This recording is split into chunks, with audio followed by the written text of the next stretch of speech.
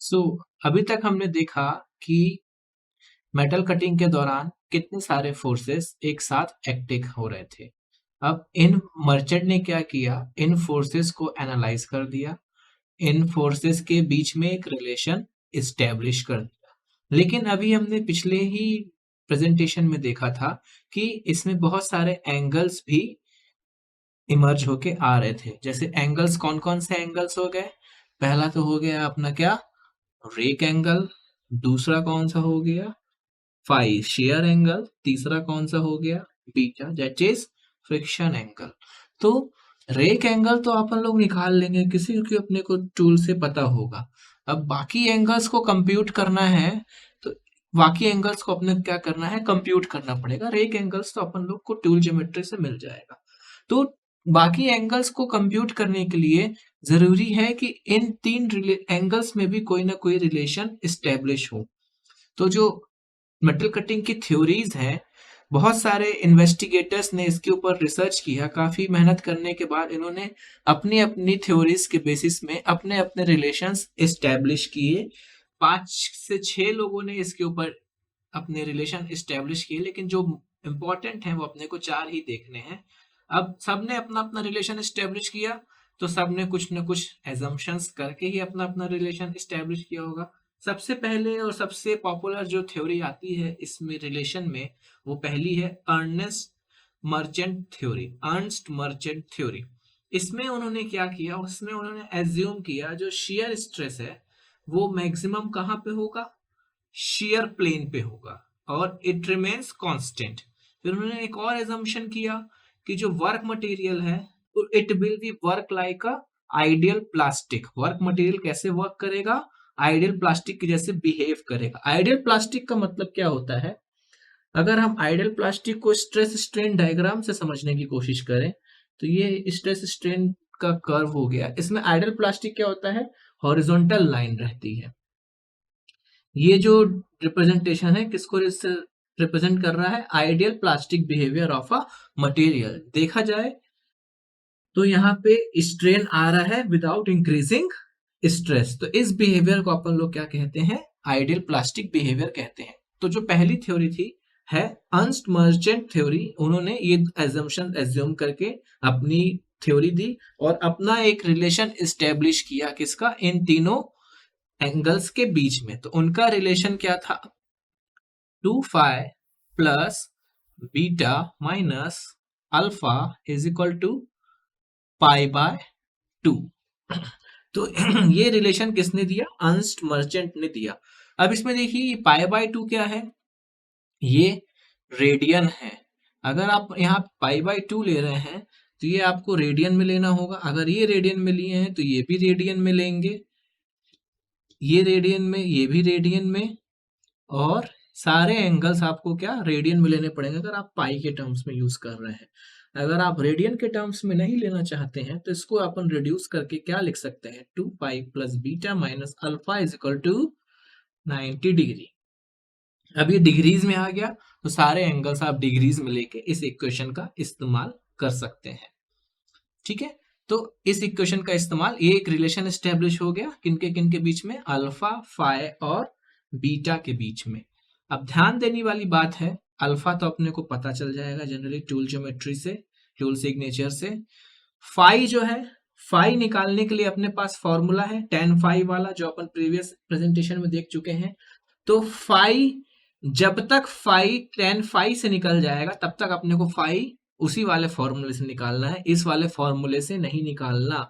अगर आप सोचो कि आपके पास बीटा है अल्फा है तो आप फाई यहां से निकाल लो, तो नहीं, आपको अगर फाई उस वाले फॉर्मूले से निकल रहा है, tan phi is equal to r cos alpha वाले फॉर्म से निकल रहा है, तो आपको फाई उसी वाले फॉर्म से निकालना है। क्यों, क्योंकि ये जो रिलेशन एस्टेब्लिश हुआ है ये कई एजम्पशंस के बेस्ड पे इस्टेब्लिश हुआ है और वो फाई का एग्जैक्ट फॉर्मूला है। हाँ, अगर उस फॉर्मूले से कुछ डेटा मिसिंग है या कम पड़ रहा है, आप फाई की वैल्यू कैलकुलेट नहीं कर पा रहे हो, तब फिर आप इस फॉर्मूले का इस्तेमाल, इस रिलेशन का इस्तेमाल कर सकते हो फाई निकालने के लिए।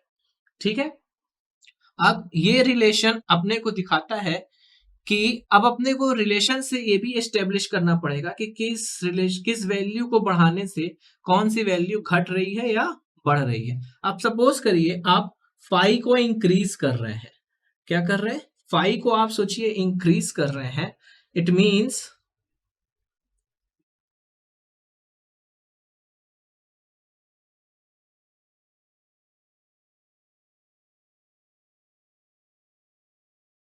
ये फाई है। अगर आप फाई को इंक्रीज करके मान लीजिए ऐसे कर दिए, ये वाला फाई कर दिए, ये वाला कितना हो जाएगा, फाई 1। अगर फाई को आपने इंक्रीज कर दिया तो आप देखोगे कि चिप की थिकनेस क्या हो गई, रिड्यूस हो गई। सॉरी, यहां से नहीं, इसको आपको यहां से इंक्रीज करना होगा। चिप की थिकनेस पहले क्या थी, यहां से जाती, लेकिन अब बाद में आपने इंक्रीज करके ये वाला एंगल बना दिया इंक्रीज, तो ये चिप की थिकनेस क्या हो गई, इंक्रीज हो गई। पहले इतनी थिकनेस थी, अब चिप की थिकनेस इतनी हो गई, मीन्स फाई इंक्रीज करने से आपको क्या हो रहा है, चिप की थिकनेस कम हो रही है। और देखा जाए तो ये वाली लेंथ कितनी होती है, टी, ये वाला लेंथ कितना होता है, shear plane length. Phi increase करने से आप देख रहे हो कि शेयर प्लेन की लेंथ जो हो रही है वो क्या हो रही है, कम हो रही है। Shear plane length, length of shear plane क्या हो रही है, कम हो रही है। शेयर प्लेन लेंथ कम हो रही है तो शेयर एरिया क्या होगा, वो भी कम हो जाएगा, क्योंकि शेयर एरिया क्या है, shear plane length into width. अब शेयर एरिया कम हो रहा है तो F S is equal to tau S into A S होता है। अगर ये कम हो रहा है तो ये शेयर फोर्स भी कम हो जाएगा, होएगा कि नहीं होएगा। अब एफ एस का अपने पास एक और फॉर्मूला है, is equal to R cos pi plus beta minus alpha. तो अगर एफ एस कम हो रहा है तो आर भी कम हो जाएगा, और आर कम होगा तो अपने पास एफ सी से रिलेशन में एक फॉर्मूला है, क्या, R cos beta minus alpha. तो अगर आर कम हो रहा है तो अपना एफ सी भी कम हो जाएगा। कुल मिला के देखा जाए तो फाई इंक्रीज करने से अपना कटिंग फोर्स जो है वो कम हो रहा है, मतलब कटिंग करने के लिए, मशीनिंग करने के लिए अपने को जितना फोर्स चाहिए वो फाई इंक्रीज कर देंगे तो कम हो जाएगा, और फाई इंक्रीज करेंगे तो चिप की थिकनेस भी कम हो जाएगी। तो इस तरह से अपन लोग बाकी रिलेशन का वेरिएशन कैसे होता है एक दूसरे के टर्म्स में, वो भी अपन लोग फाइंड आउट कर सकते हैं। तो ये तो हुआ पहला रिलेशन इन एंगल्स के बीच में, जिन्होंने दिया, जिनको दिया अर्नस्ट मर्चेंट ने। ठीक है, अब उसके बाद मर्चेंट ने देखा कि ये जो रिलेशन है कुछ मटेरियल के ऊपर वैलिड नहीं हो रहा है। उन्होंने ये फर्दर एक्सपेरिमेंट किया, एनालिसिस किया, तो देखा कि ये जो रिलेशन है 2 phi plus beta minus alpha is equal to 90 degree, ये रिलेशन कुछ मटेरियल्स के ऊपर वैलिड नहीं है। तो उन्होंने क्या किया, इस रिलेशन को मॉडिफाई किया, जिसे कहते हैं मर्चेंट थ्योरी या मॉडिफाइड मर्चेंट थ्योरी। क्या कहते हैं, मॉडिफाइड मर्चेंट थ्योरी। और उन्होंने एक नया रिलेशन दिया, उसको रिलेशन ये है उनका relation 2 phi plus beta minus alpha is equal to C, जहां पे सी क्या है, मशीनिंग कांस्टेंट है। सी क्या है, machining constant.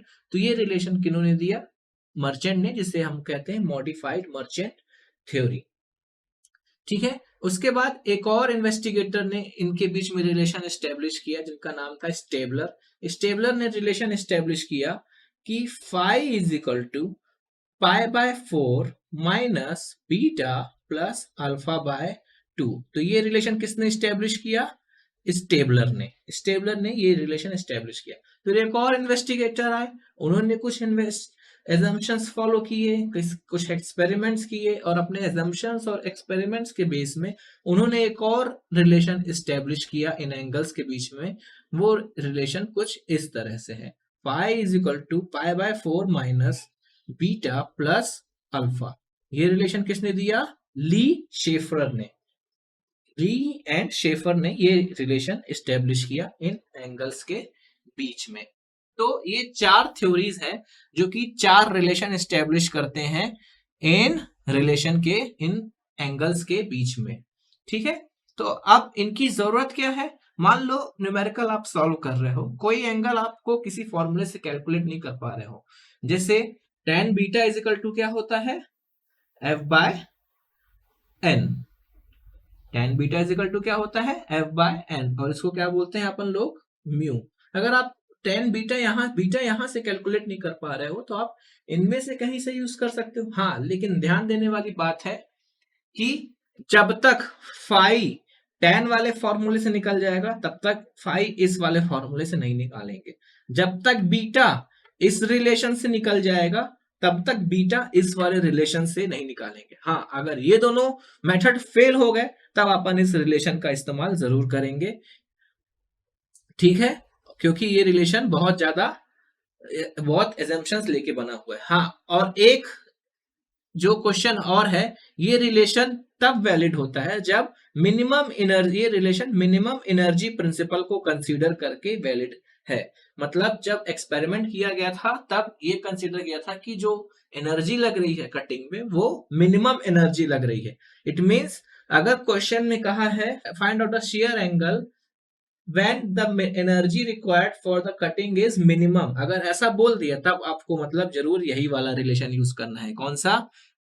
Merchant, earns merchant relation. ये वाला रिलेशन जो था ये किस पे वैलिड है? मिनिमम एनर्जी प्रिंसिपल पे। अगर क्वेश्चन में मिनिमम एनर्जी की बात किया है या मिनिमम फोर्स की बात किया तो आपको ये वाला रिलेशन डेफिनेटली यूज करना है। अगर मिनिमम पावर मिनिमम फोर्स की बात नहीं किया तब आपको जो उनके फॉर्मूले हैं उनमें से एंगल निकालना है। अगर मिनिमम की बात किया तब फिर आपको यही वाला रिलेशन यूज करना है, ये बात ध्यान रखिएगा।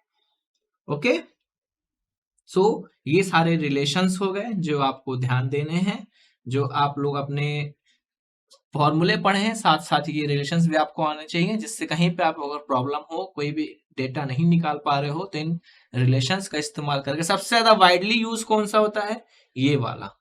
ये सब तो बहुत कम यूज होते हैं, बिल्कुल ना के बराबर। सबसे ज्यादा यूज यही वाला रिलेशन होता है जो कि आप लोग अपने न्यूमेरिकल सॉल्व करने में इस्तेमाल कर सकते हो। सो ये मेटल कटिंग की कुछ थ्योरीज थी जो कि रिलेशन एस्टेब्लिश करते हैं वह एंगल्स के बीच में जो अपने मेटल कटिंग के दौरान जनरेट होते हैं। Thanks for paying your attention.